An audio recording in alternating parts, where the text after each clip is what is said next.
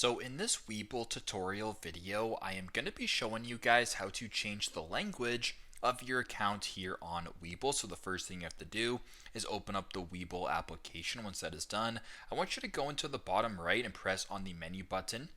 Once that is done here, under shortcuts, I want you to go to where it says settings right here and simply just press on settings.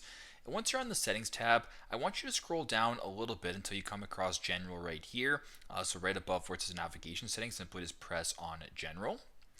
Now once you're here at the top, it says language. So for me, it actually is set to default to English here. But if you want to change that to another language, simply go to the top, press on language, and you can change it to a whole bunch of different languages here. So you have French and some other languages as well. If you want to change it to French, for example, press on French. You can go back to language right here, press it back to English, and you can set it back to English or whatever language you're looking for in order to set your account to. So super simple, super straightforward, but this is how to change the language of your account here on the Webull application.